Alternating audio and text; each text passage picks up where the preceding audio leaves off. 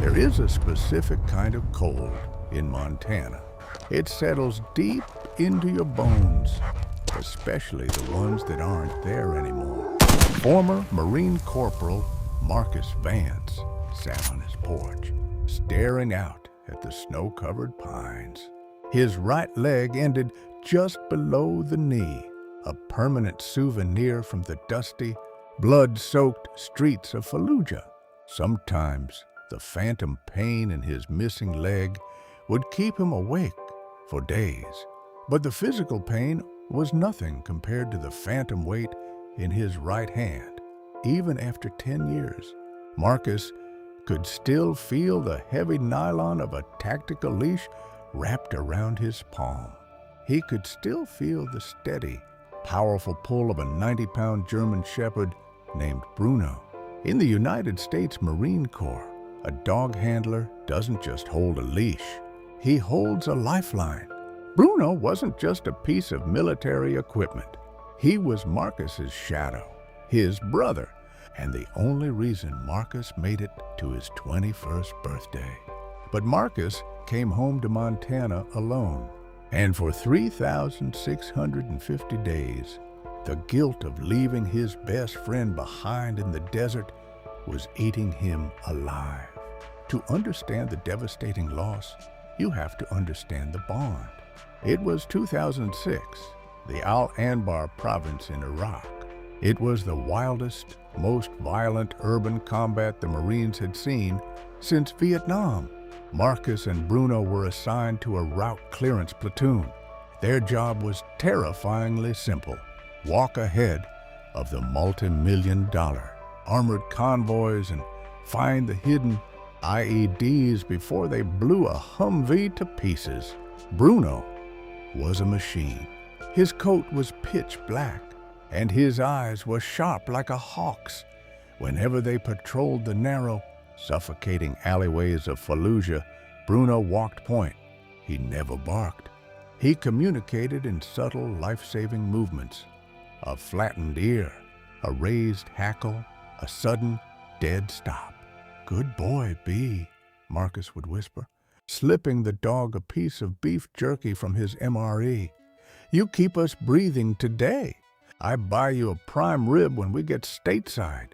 Bruno would just lean his massive weight against Marcus's leg, a silent promise that he had the watch. The rest of the squad treated Bruno like royalty. He was the guardian angel of the platoon, but guardian angels aren't bulletproof. It happened on a blistering Tuesday afternoon. The squad was clearing a market square that was eerily quiet. Too quiet. Bruno suddenly froze. He didn't just point. He actively shoved Marcus backward with his powerful chest, whining violently. He smelled the chemicals. "Fall back! VBI'd!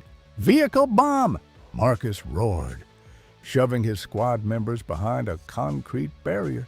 A split second later, a hidden suicide bomber detonated a rigged pickup truck packed with artillery shells.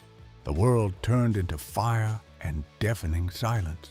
The shockwave lifted Marcus off his feet, throwing him through the crumbling wall of an abandoned shop. When Marcus opened his eyes, the sky was choked with thick black smoke. His ears were bleeding, ringing with a high-pitched. His right leg was completely shattered.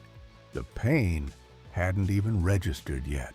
Through the choking dust, shadows emerged. Insurgents were moving in to finish off the survivors. Marcus tried to reach for his M16, but his arm wouldn't obey. He was completely helpless. Suddenly, a black blur shot past him. Bruno, bleeding from shrapnel wounds, his tactical vest torn to shreds. The dog attacked with the ferocity of a wolf. Bruno hit the first insurgent, tearing into his arm and dropping him to the ground, buying the rest of the American squad precious seconds to return fire. "Bruno, no!" Marcus choked out, his vision fading to black. The last thing Marcus remembered was the chaotic roar of a medevac.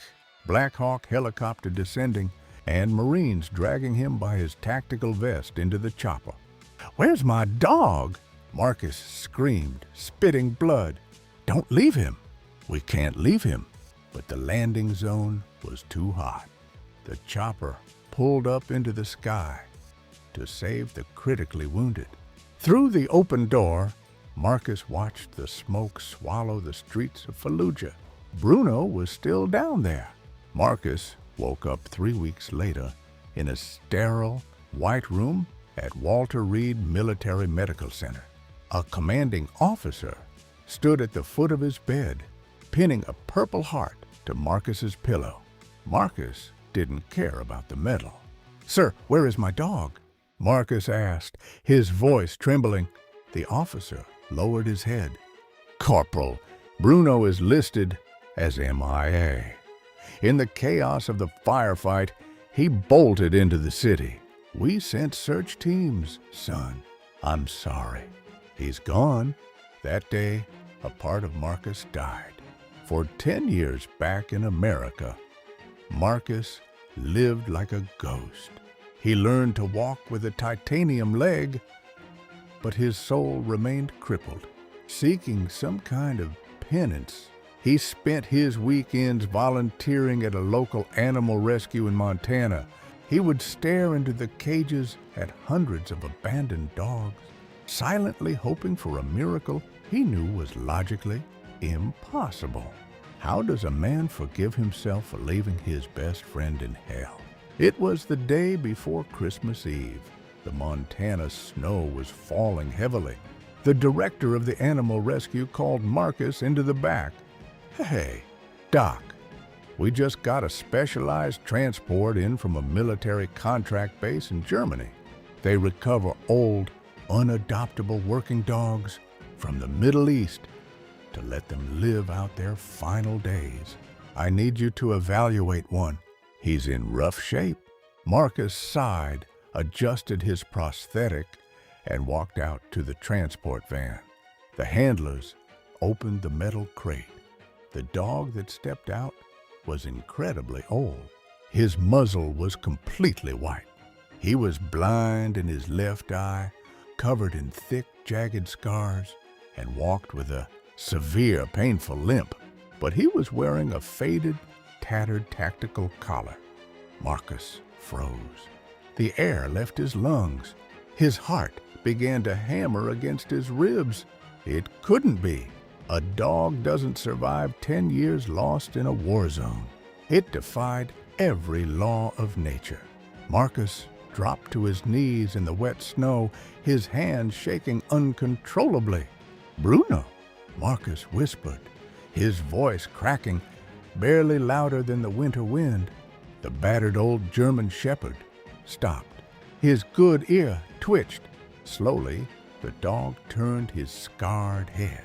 His one good eye locked onto the man kneeling in the snow. For a second, the dog just stared. Then he let out a sound Marcus hadn't heard in a decade, a soft, high-pitched whine. Bruno dragged his crippled back legs through the snow, moving as fast as his broken body would allow, and practically collapsed into Marcus's chest. "Oh my God, buddy, it's you. You're alive."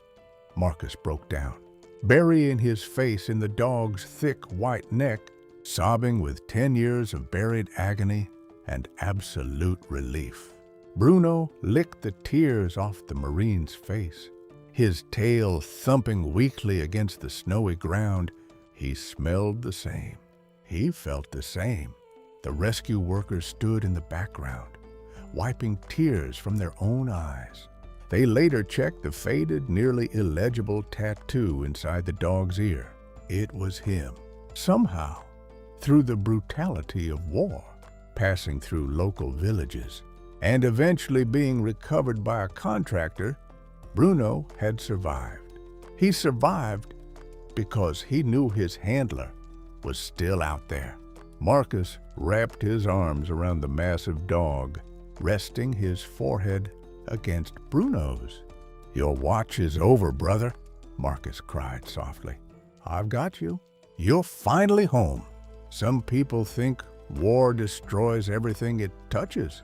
But if you look closely, underneath the scars and the pain, you will find bonds that even death cannot break.